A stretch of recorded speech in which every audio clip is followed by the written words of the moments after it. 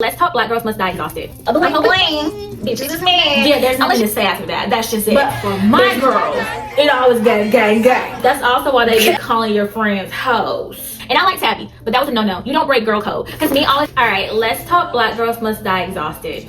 I'm hoping that you guys have already read this book because I'm not here to give any spoilers. But anyways, let's dive into the summary. Tabatha Walker is a black woman with a plan to have it all. At 33, the checklist for the life of her dreams is well underway. Education? Check. Good job? Check. Down payment for a nice house? Check. Dating marriage material? Check, check, and check. Do that, boo-boo. Okay. With a coveted position as a local news reporter, a paper-perfect boyfriend, and even a standing Saturday morning appointment with a reliable hairstylist. Everything seems to be falling in place, honey. Then, Tabby receives an unexpected diagnosis that brings her picture-perfect life crashing down, jeopardizing the dream she took for granted, having children. Suddenly, she is faced with an impossible choice between her career, her dream home, and a family of her own. I almost didn't read Black Girls Must Die Exhausted because as a black woman, I did not want to be reminded of all the things that tired me out on a daily basis. With the political state of our country, the racial climate, just our economy in general, it is tiring, okay, existing on planet Earth alone. And then you want me to be black and exist on planet Earth? Then I gotta be black woman and exist on planet Earth? I thought this book was gonna trigger me, honey. I said, oh no. No, boo-boo. No, boo-boo. Black girls must die exhausted. I am tired enough. I don't need nothing triggering me, telling me how tired I already know I am, okay? Firstly, when I read, honey, it's not just your girl reads. When your girl reads, she takes notes, okay? I'm making citations, I'm highlighting, okay? Your girl is diving deep. If I was to name 3 quick things that I really like about the book, I like that it was easy to read. I don't really know if it was easy to read or easy to read for me. I like the writing style. I like to say it's bugetto. It gave bugetto. I don't know if Jayne Allen would like me describing it that way, but that's what it gave to me. They'll call it urban or they'll call it ebonics. That's more so what they would say as far as describing maybe the writing style, or maybe you wouldn't at all, and that's just me. I loved how she told the story. I'm not gonna lie. I loved how she told the story because she did highlight like certain things in our community that bring us trauma. For instance, there was a scene where Tabatha had encountered a police officer. She got pulled over. I don't remember if it was for speeding or what, but she immediately like went in panic mode, and I don't even remember if she had an anxiety attack or something similar to that. And I think she went into like, hey, by the way, don't kill me, I'm wanting to get home tonight.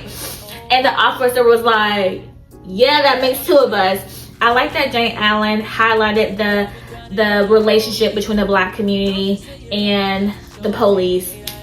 Also, on the back of the book, it already talks about Tabatha not being able to have kids. So I like that it just dived straight in on page 3 because you already done told us this really gonna be what the book is supposed to be about, and I really didn't really want to waste any time getting to that point. I like that it was like, hey, page 3, my name is Tabatha Walker, I can't have kids.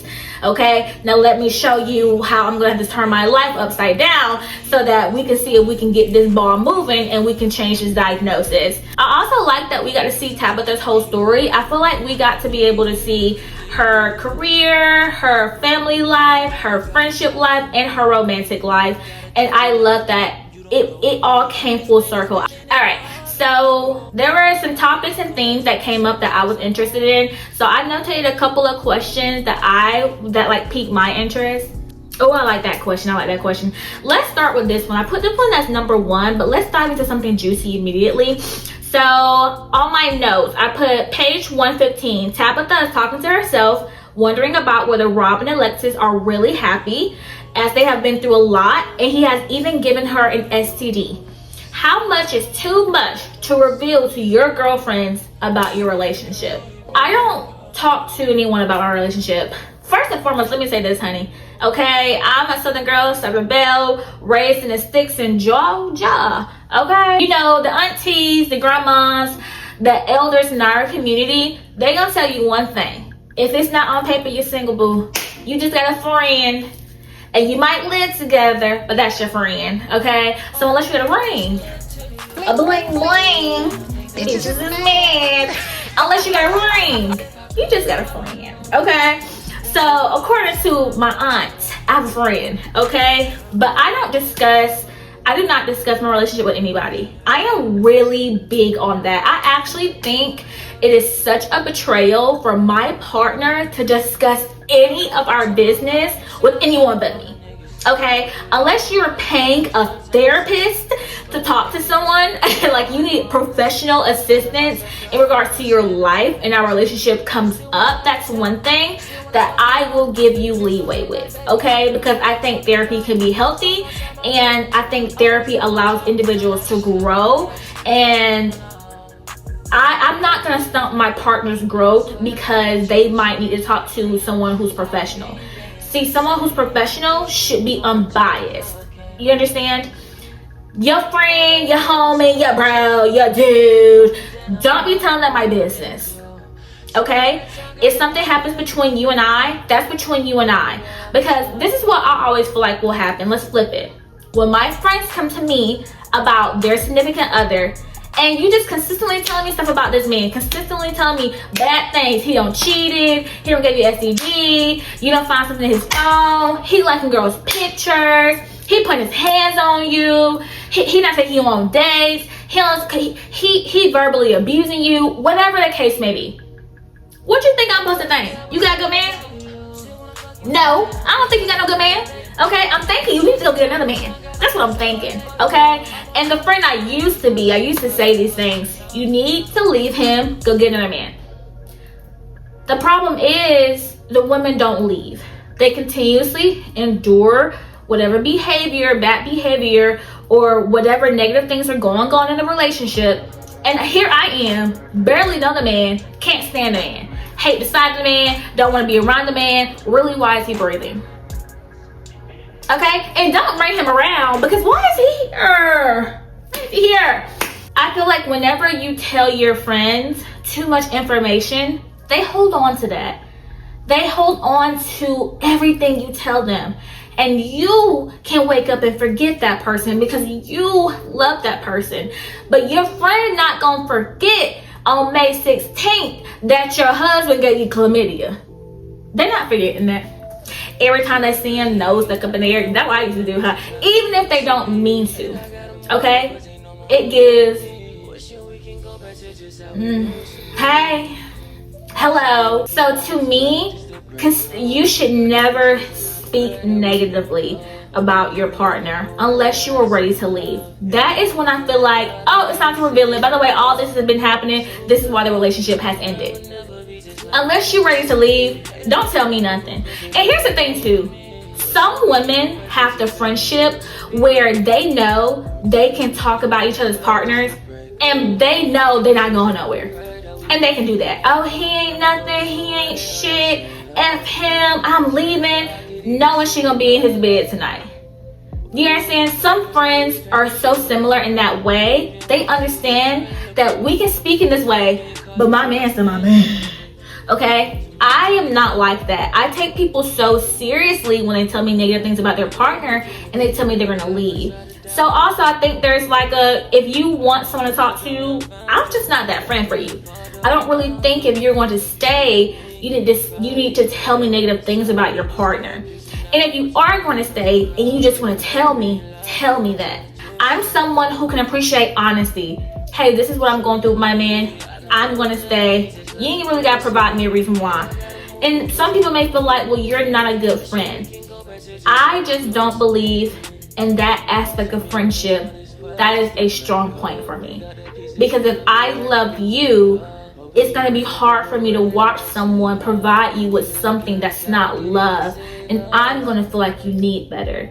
Okay? And I don't want to have disdain for someone who I barely know and don't have to see. But anytime you bring him up, now it feels like I am hating a person that doesn't really even have much effect in my life. This person is unimportant in my life. I hate that emotional roller coaster I have to endure with my friends, even though they want to stay. So to me, unless you're trying to leave, baby, just limit what you say. Because the extra, and of course there's things you can't have. Like if he say, oh, I got a baby on the way, I mean, we gonna find out anyways. But mind you, I've never had the personal experience of having a man having a baby on me or a man giving me an STD. However, those are non-negotiables. Yeah, there's nothing to say after that. That's just it. There's nothing else to say. We don't have to see each other. We're done. You have a baby on me, you give me an STD, that is it. There is no, I'm not even the person that goes, oh, why? Oh, no, baby. I don't even know if I have enough forgiveness in my heart for you. That's a done deal for me. Let's go on to another question. Oh, this is a good follow-up question. Let me do this one. What are your thoughts on disclosing your friend's business to your man? On page 168 to 170, at dinner, Tabatha tells Mark, someone she don't even really know what place he got in her life. Why you telling this man somebody else's business? I don't know. Anywho, at dinner, Tabatha tells Mark that Lexi and Robert separated, and she tells him the reason why, which we just discussed why. He been cheating. He gave her an STD. Why are you telling your man your friend's business? She barely wanted to tell you. And you know what? And so this man, first and foremost, you don't even know if this man gonna be in your life in 2 months, 2 weeks, or 2 days. And here you are spilling out her secrets to him. This man is also the man that has shown you on multiple occasions, Tabatha Walker, that he cannot provide you any type of consistency. And he really only wants what's between your legs, and he wants to make sure ain't nothing coming out of it either. He doesn't have consistency. He doesn't have intentions with you. You don't know what it is when you're with him. You're consistently confused. And your friends who are consistently showing up for you, consistently there for you, your ride or dies, your girls, and you gonna go put her business out there like that? I didn't like that. That was a big no-no for me. And I like Tabby, but that was a no-no. You don't break girl code. Because me, I always say, look, I'm not a girl's girls, but for my girls, it always gang, gang, gang. Okay? It always gang, gang, gang. Okay? Pillow talking is really big in a lot of relationships. That's just, I'm gonna be honest with y'all. Men pillow talk a lot. We love to bypass that. Men pillow talk so much. I found out in my hometown when I finally came back to LaGrange at about 25 years old, I found out so much about everyone's drama laying next to a man. Like, dang, you really had all this. You really been wanting to tell somebody this, huh? You really been wanting to tell these people business. And men do it in a way where they don't want you to perceive them as messy, and it gives queen. Yeah, it gives queen, honey. Okay, it gives the girls. It's giving the girls. If everybody want to be the girls, we're gonna be the guys. Wait, if everybody want to be the girls, we're gonna be the boys. If everybody want to be the girls, we're gonna be the boys. We don't know. The question has gone unanswered. Okay, in 2026, we're still asking the question. We don't know. That's just an easy no to me. A lot of you do it though. Let's not bypass that. A lot of you tell your friend's business to your man. Also, that's why a lot of your men have negative thoughts on your friends. That's why sometimes they be like, I don't want you hanging around her. She ain't doing nothing with her life. She ain't shit. Oh, that's also why they be calling your friends hoes. Okay, y'all be telling her business and you need to stop it. Okay, you're breaking girl code. You don't pillow talk with your man. And then let's be real, your friend more loyal to you than your man is. And so you saying, nah, this like your third one this year. Or you still with that same punk you been with, who been treating you like nothing and nada. Okay, cheating on you, lying to you. Come on now. Y'all stay with a no good for nothing ass, okay? And be so mad at him. And then they'll turn around and the one person, the group of women who come to you and have your back and are supposed to be your sisterhood, the same people you betray. You're not supposed to tell your friend's business. That's it. That's all. You're breaking girl code.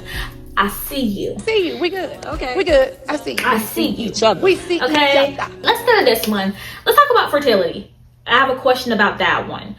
Fertility is really one of the hugest topics in the book. To be quite frank, that's the reason why we even have Tabatha Walker's story. So, do women still feel as if time is running out in regards to fertility and becoming pregnant? Do we make hasty decisions with the type of men we settle for due to this? Statistics is showing that women are getting pregnant less, and statistics are showing that women are even getting married less. I feel like we have put so much value on being a mother and so much value on being a wife. We realize what actually comes with it. It's not just something you do anymore because you're doing a checklist. It's something you really need to think about because this is going to change the trajectory of your life. What does being a mother mean for me? We are thinking about what we'll sacrifice, what we're compromising in, what we're giving up. What have we even accomplished? Because once I have a child, things may slow down. And yes, I can still be accomplished and I can still get my degree and I can still go to law school. I can still write the book. I can still start the business. I can still open up the restaurant. I can do all these things. What will me having a baby change in all that? Do you understand? How will that affect me attempting to live out my life in the way that I see it? Because now I have this little bitty baby. And even though I want to do these things, I got somebody who comes first. And women are realizing I want a little bit more time to put me first. I gotta put me first. I gotta put me first. I have to always do that. I don't care. I'm gonna always do that. I don't care. What is that thing? What is that thing that does this? Like on the playground? Whatever that is. There's a back and forth like that. Why am I shaking my head like that? I'm dizzy. There's a back and forth like that though. Okay? There's one side of the table where women are realizing, let me put me first. But there's also a side where you finally get yourself settled and you finally get what you need. You're finally accomplished. Your career is taking off. Your money's just right. You're ready for that relationship. You're ready for a family. You're ready for the husband and the kids, the white picket fence and a dog. And you're 44. Now, women can experience fertility issues at any age, as Tabatha was 33, which is actually still young. But what they tell you, once you hit a certain age, your chances of having a child decreases. But 33 is still very young to have a child and to have fertility issues. Do we make hasty decisions for the type of man we settle for due to this? Oh, let's talk about this. I'm a big Real Housewives of Atlanta fan. Nene is back. Bling, bling, bling. Bitches is mad. Okay, very happy to see Nene a part of the Bravo family. But let's talk about Kenya more. Kenya came on the show with Walter. Do y'all remember Walter? Walter with his toupee. And how we just saw that she was so desperate for love. I don't believe she was desperate for Walter or she was desperate for a man. She was desperate for the love a man could provide for her. She knew that she wanted to get married. She knew that she wanted to have children. She knew that she didn't have the time. And a man like Walter, who was showing up in her life, who was not giving her any type of clarity on what direction he wanted the relationship to go. Actually, Tabatha Walker really, let me see if I can connect this. I believe Tabby has some cuckoo about her. That whole thing she had going on with Mark was foolery. That man basically told you he only wanted to continue a relationship with you, and you tell this man you still trying to have his baby.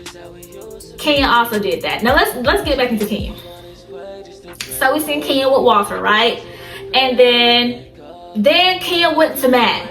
I don't know what the hell she was doing with Matt. That lasted way longer. That shouldn't even been televised. Like, a woman of Kenya Moore's stature, she is Miss USA. Okay? How we got her on the TV screen with Matt, I don't know. But then we also saw Mark Daly. Kenya ended up eloping with Mark, and Kenya became pregnant. Mind you, once we finally saw Mark on the TV screen, you can see that this man almost has no love for this woman. So I do believe there are examples where women can make terrible decisions. It's very difficult because you don't want to judge a woman for wanting to be able to have her own child. But at the same time, we do have to ask in situations, is this going to be the most healthy situation to bring a baby in? Because as much as I want a child, you want a child that is loved, that is surrounded by love, not trauma, traumatic experience, and things that have them sitting talking to a therapist at 30 years old. You want to be able to do what's best for the child ultimately, but I think it's very difficult for me or anyone else looking into a situation to say, you did it wrong, you should have did this. I cannot tell a woman how her decision is when it comes to having a child. Let's get into something a little bit more fun. I wouldn't say more fun, more lighthearted, honey. Let's talk, honey. How do y'all feel about your friend dating a married man? Is it your place to judge? I'm a judge. I'm a judge. Some people will be like, I'm not gonna be friends with that half no more. I'm not like that. I'm still gonna be your friend. My main concern would be my friend's life. Layla ends up getting pregnant by this married man, and I believe even that in itself is just such a traumatic experience to go through. And even in the book, she ended up, if I'm not mistaken, at a mental institution because she pretty much had her own breaking point. I do believe it's going to wear on your soul and your spiritual life. It kind of just gives my friend might be going through something where, for whatever reason, you don't believe that you deserve priority love from a man. Anyone willing to be with a married man, you don't get all of him. You don't. You sharing him consistently with a woman and usually a family. Like, let's say something happens, his mom has an event. You're not going. You don't get to get dressed up. You don't get to invite to the event. You don't get to sit with Mama Dukes. She does. It's her and the kids, because that's his family that they know of. You want to be a side chick for the rest of your life, girl? You want to be a mistress? You want to be the other girl? You want to be the late night phone calls? The late night booty calls? You want to be the girl he has to sneak into the bathroom and talk to and text? You want to be able to sit on the phone with a man while he's shitting? Yeah. Nasty. I just wouldn't want that lifestyle for my friend. I would want my friend to be safe, because any man that's willing to step outside of his marriage and disregard his vows, just because you're the other woman doesn't mean you're the only other woman. And you never know what else he could be doing. And any man that's willing to step out on the woman that he's buried children with, for some reason can't even leave, gonna stay with her and then choosing to cheat on her, that's a man you can't trust. So what could you possibly catch from this man? Yeah, he giving you money, but he also just gave you an STD that you can't get rid of. You understand? And then when you're purposely with a married man, you put your health at risk times 10 of you already being in a committed relationship with somebody. So I would fear for my friend's safety in that sense, for her health. I would also fear for her just in general, because some women don't play that. You don't know what can be someone's breaking point. Damn, I'm thinking about my man. Somebody cheating with him is because it really does make you feel like, man, there are some women really out there willing to share a man just to have a piece of a man. Women who really has never had that experience, who have had friends be with married individuals. There is a disdain, there is a disgust, Close your there's a legs to shame, married men. but it's not Close your legs to something married that I stopped loving them for. Okay, let's do this, and this will be the last question. What pleasure does a woman receive in not questioning a man's true intentions for her? In chapter 9, page 95, around that page, Tabatha is about to go on a date with Mark, and she's wondering what his intentions are and what they have been, and if he's been stringing her along. They've been dating for about a year and a half. Why is she just now asking herself that question? About page 95 to 101, Mark ends up breaking up with Tabatha. I'm gonna share a 7 type of young lady. Okay, you need to know what a man's intentions are for you. Now, you should never be confused with a man.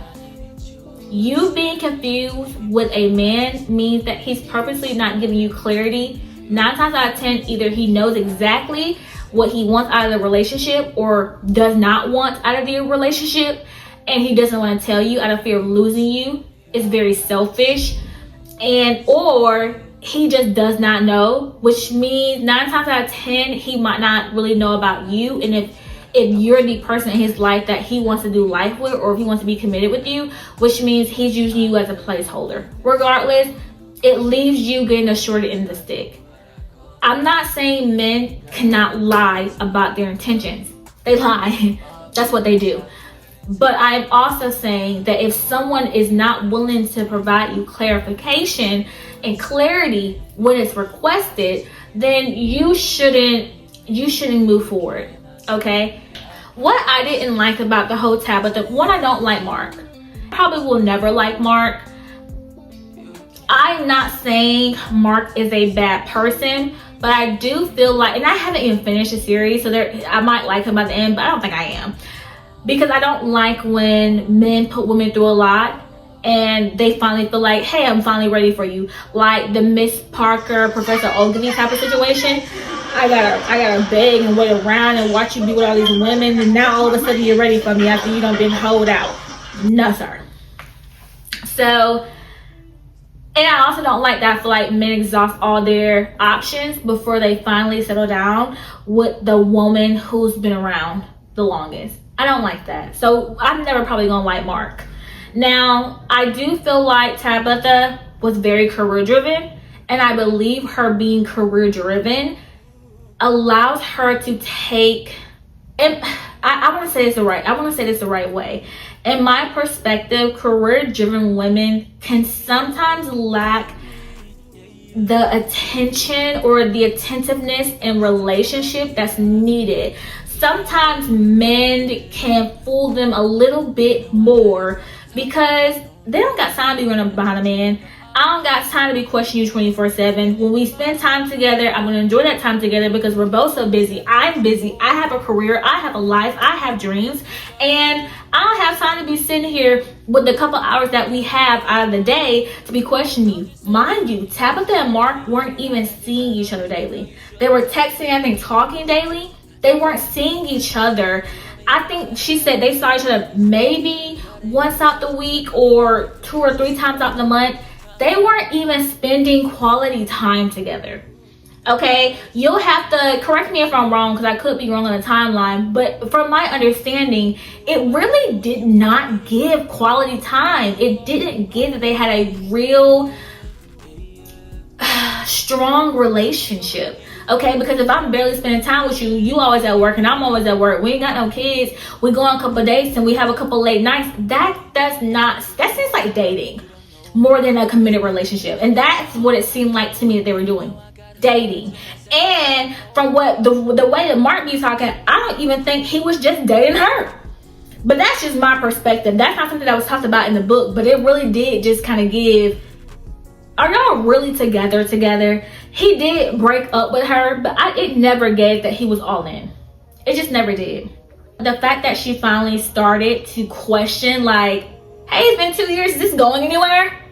And he immediately just breaks up with her. Oh, it gave placeholder, okay? So, for the question, what pleasure does a woman receive of not questioning a man's true intention? I think, or just not questioning a man in general, I think it's just the ignorance is bliss. I'm not sure if you guys watched RHOA when Portia was with Dennis and how she was like, I don't ask too many questions, honey. I don't want to ask too many questions. I'm going to ring. And women who ask too many questions, they don't last long. Some women purposely don't go as hard or push as hard because they don't want to push a man away. Sometimes it's good that if you question him or if you have questions and he feels like those questions put him under pressure and that pushes him away, rejection is redirection. It's okay, because you need to redirect yourself into a new nigga. Point blank and period. What's the question about it? There's no other questions you need to question him about. Questions. Okay, let's stop. But anyways, that's what I feel like you may get out of that. Ignorance is bliss. You might be happier with the not knowing, because when you finally get an answer, if it's not what you want, then you'll be devastated. And what are you gonna do? Settle for what he already told you he's not gonna give you? Or you going to start all over? You understand? But I'd rather start all over and I figure out month 1 that, you know, you don't want this, or this, then figure out with year 2 that you don't even know if you want to have children. One thing I also don't like about Mark, because I don't like Mark. Mark said, I never told you I didn't want to have children. I just told you I don't know if I want to have children right now. It really gave, I just don't want to have children with you. I didn't like that either. But all in all, I absolutely love this book. I can't wait to get into the next book. I really hope I see a little bit more about Layla and Alexis, especially with Alexis's marriage and them trying to work everything out, and with Layla getting pregnant and having to end the relationship with her and the married man. I'm hoping that it ended. I'm not sure if that was really confirmed, but I absolutely love the themes in here. I love the themes of sisterhood. I love going into the marriage. I love that it wasn't like romanticized. I love that it was real. Like, this is stuff people really go through. Oh, and I never talked about Grandma Tabby. Oh, I never talked about her, y'all, but I absolutely loved her. I loved the relationship she had with Tabatha. Absolutely love the relationship. Even that Tabatha Walker, Tabatha and Gretchen, her grandmother and her friend Gretchen had, I absolutely adored that. That's really important. That relationship is a really important part of the book. Now, I know we didn't dive into that today because that really wasn't the direction that I wanted to go in, but I definitely would give this book an 8 out of 10. Can't wait to dive into the next book, Black Girls Must Be Magic. See what topics and things we can discuss and grab from there. But drop in the comments below. Let me know how you feel about the topics and things that were discussed. How do you feel about your friend being with a married man? How do you feel about your friend pillow talking, telling your business to her man? Or is there any correlation between settling with men and fertility issues? Let me know how you feel. Drop it in the comments. But until next time, that's not really how I want to close out. I really want to be like brain cheese, but that's really getting ratchet. See y'all next time.